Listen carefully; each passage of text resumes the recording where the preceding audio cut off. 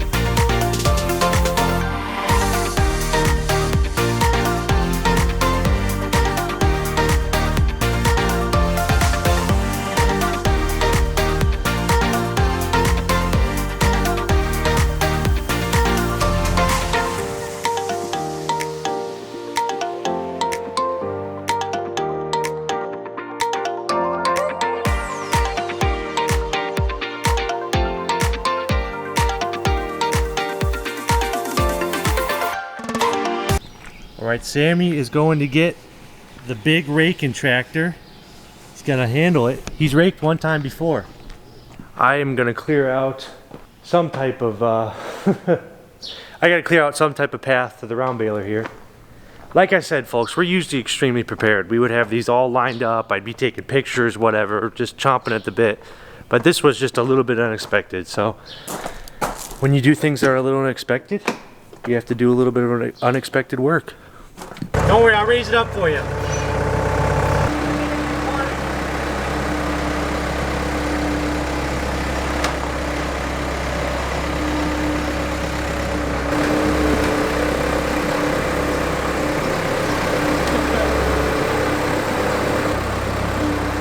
She's coming out of the barn. We got 10 forward. Wow. Buddy.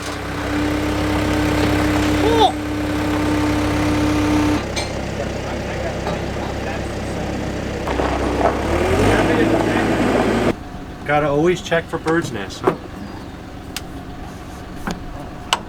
Alright, now what? We're getting the round bale tractor ready? Yeah. On the field cultivator, huh? Pulling it off.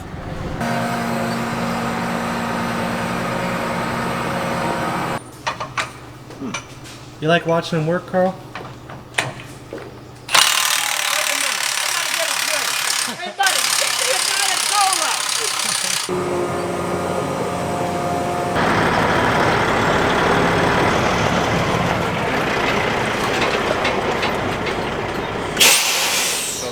This is the farm's newest hay addition. That is one of 5 tractors showing up, and this is our new large square baler. First one on the farm. I think my dad had one maybe 10 years ago and got out of it, changed his mind and decided he wants back in. We're probably going to be doing a lot of straw with that. Probably not so much hay. We have a pretty good small square hay market, but we're moving into the large square straw market with that baby. Oversized load. So that's what's called the drop deck trailer. We lowered it, pulls right away, and then the ramps are on the ground, so you'll just walk the machine right off.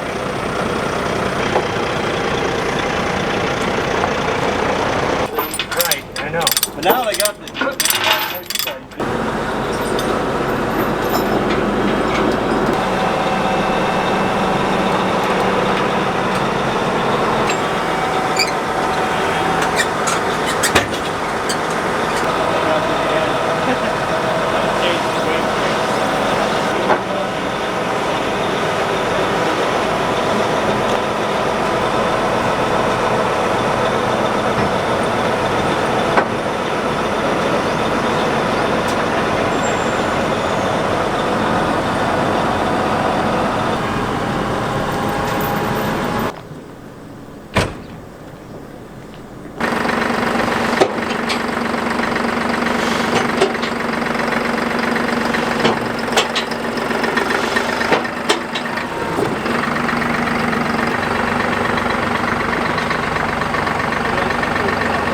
Oh yeah.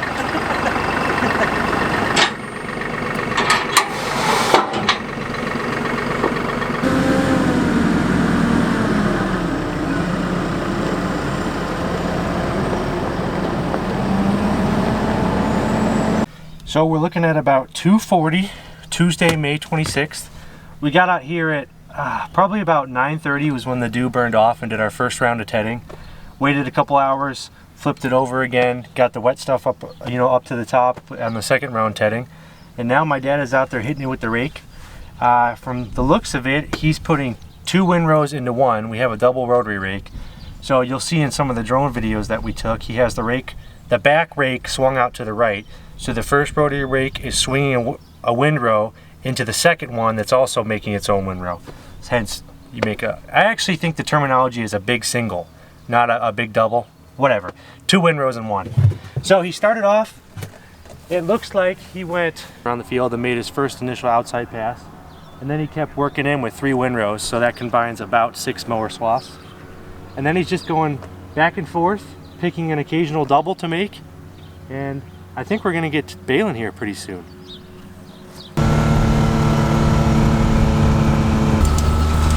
Actually, this hay must have been thick enough. He is actually only making, he's not making a big single, he's making a double, as you can see. The rake's kicked out on the left-hand side, moving windrow over, and then the rake right behind him is moving windrow over. So my apologies, this hay is thick enough, he's only making a single windrow together.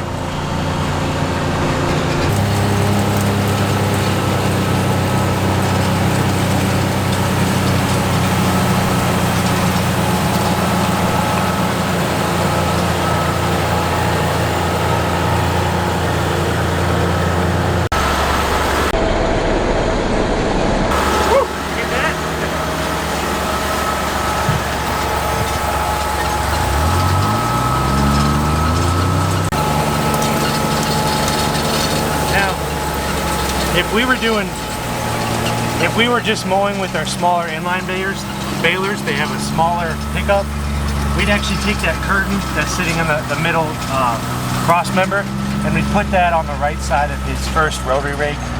But the round baler, the pickup is so big, it doesn't really matter that the windrows are a little bit loose. But you can see the second one with the curtain, it brushes up against it. It just makes a nicer one.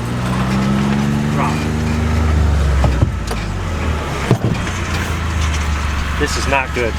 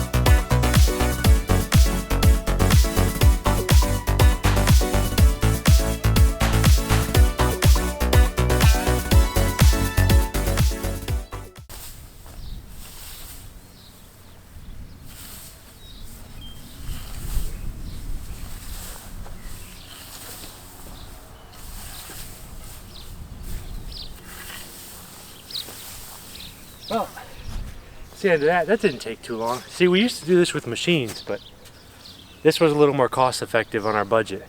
So, got this all raked up. We're getting ready to round bale. So we got Big C in the shop. He had the MacGyver-esque personality to realize that these grapple hooks needed to be adjusted a little bit. So he pulled them out, but the manufacturers were intending on the grapple hooks being close up against this bearing over here. So they were acting as the shield or the buffer or whatever, so the whole shaft didn't slide out. Well, since we moved them out, now Carl has to do, he made a makeshift piece acting as the new buffer so the shafts stay in place. Isn't that right, Carl?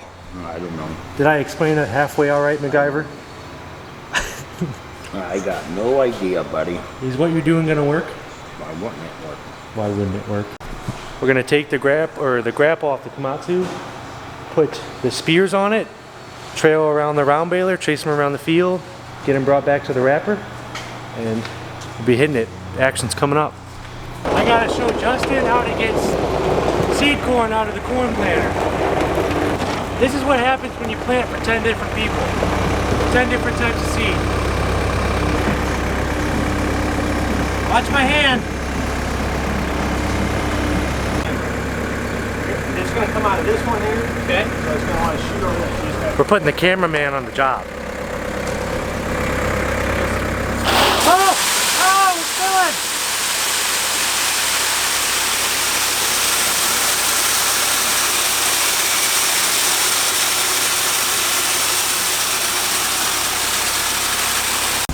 One final ingredient before we start baling.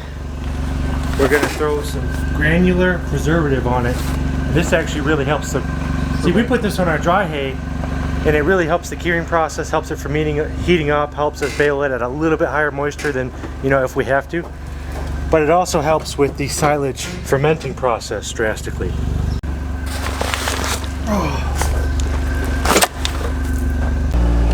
So that box up there is our aftermarket David applicator.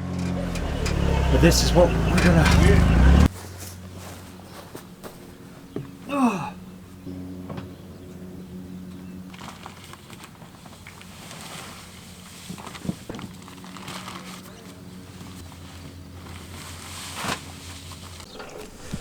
So I'm not sure if you guys saw there, but we really didn't have any hesitation putting our hand in there and pulling clumps out.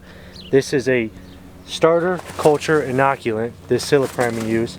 Completely fine for horses, cows, goats, whatever. Absolutely nothing wrong with it. So we put it on a lot of our hay just as a safeguard to make sure it stays nice. You know, we always try to moisture test before we start baling, 13 to 15% range. But occasionally you'll get along a tree line, you'll get a wet slug, you'll get a low part in the field, whatever. That'll help if you get a wet slug in the baler and it won't, you know, ruin the whole bundle. Josh is taking the grapple off of the Komatsu. Then we're gonna stick our big spears on it. My dad's gonna make 48-inch round bales, but they're gonna be close to 60% moisture, so they're gonna be freaking heavy. So we just like to get it on the big rig. Then we'll use the 5100 with the squeeze to feed the wrapper when our wrapper guy gets here.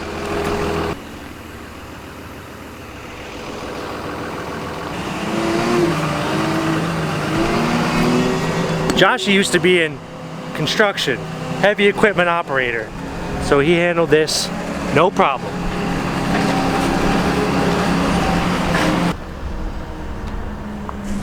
Right on time too, new tractors are here.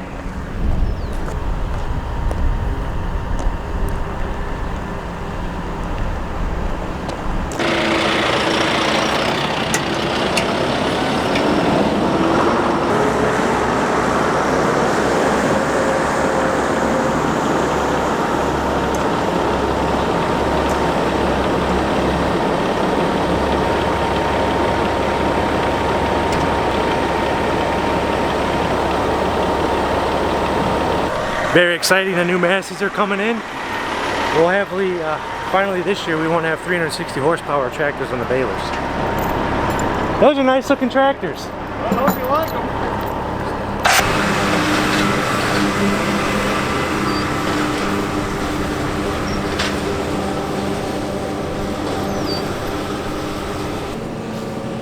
He shut down. That's definitely not a good sign.